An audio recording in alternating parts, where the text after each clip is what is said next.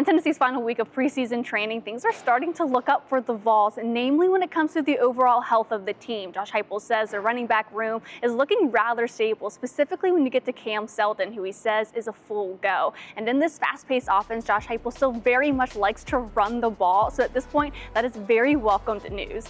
I'm Paige Dower. This is the Field Pass.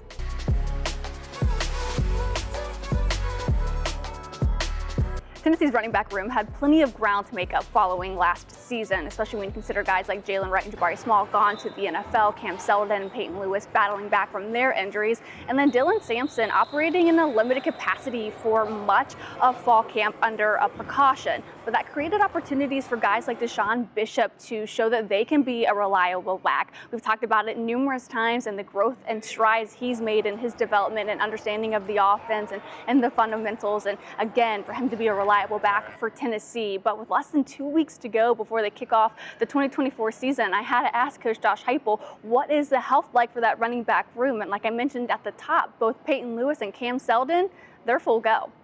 You know, Peyton and Cam, different because of the timing of their surgeries, but both of them have been exposed to more things throughout the course of training camp. Both those guys are full go right now. And D. Sampson in a great spot and Khalifa, so really excited about that group. The same goes for Nico Iamaleava, who missed last week's scrimmage due to a stomach bug. Since then, Heupel says he's back out on the field with the team. And been out with us on the field here the last couple of days, so he's great. You know, as a football team, healthy. At the same time, you look at training camp, the physical grind of it.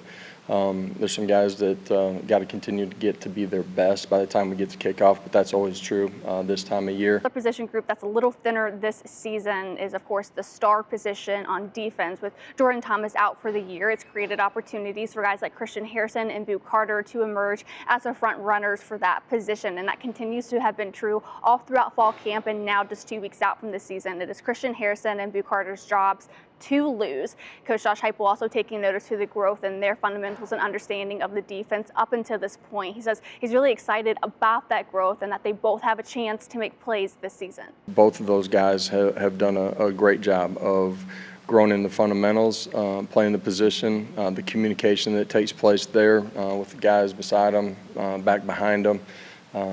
You know, making plays. Really excited about what both of those guys have done on the practice field up until this point, and both those guys will play a lot of ball. She was even tougher than being at Tennessee because she wanted to prove a point that she deserved to be in the international coaching. So that was the start of her international career. She was tougher then? Gosh. Oof. I saw how tough she was in the years that I was around. Well, her game was, we're going to outwork you. Yeah. And so we were going to be in the best shape. And a lot of these players that came from other programs, they're like, this woman's crazy. All we're doing is running. But we were in great shape. Yeah. We were in great shape, and we trained in Lake Tahoe where the altitude was high, and then we went to Mexico City. So, yeah, she had us ready. Now, if you haven't had a chance to listen to that interview between Jimmy Himes and Holly Warlick on the Rewind, I highly recommend going back and listening to it. It was really awesome to watch and listen and learn about Holly and Pat Summitt's relationship and how she influenced her to, come back to Rocky Top and be a coach with Pat Summitt. And of course, once she was diagnosed with dementia and early onset Alzheimer's. But back to Tennessee football. We cannot end this episode without talking about the recruiting trail. Tennessee, especially this summer, this last month, they have been on a tear. Their latest being David Sanders from North Carolina, the #1 overall offensive tackle for the 2025 class and the #2 overall player. To put it into perspective, Nico was the #2 overall player in the 2023 recruiting cycle. Tennessee is continuing to grow in their ability to close the gap between the other SEC teams, specifically when it comes to being able to recruit not only in their home states, but in other states that touches it. Josh Heupel highlighted how Tennessee is unique in the fact that it does border so many other states, allowing them to, kind of get into those other areas. But at the end of the day, he speaks to the culture of this team and why they've been able to make such fast progress in just 4 short years. Having long-standing relationships with coaches, people have their feet on the ground, the recruits themselves, their families, us being able to recruit to the culture that we've built here, the success that we've had on the field, you know, who we are and how we live out every single day, all those things parlay itself into the success that we've had on the recruiting trail here, in particular over the last, you know, month and a half. So, you know, for us as a program, we got to keep taking steps forward, but we got elite players with physical traits that have high character, and you know, that allows us to continue to recruit the right type of person and player to this program.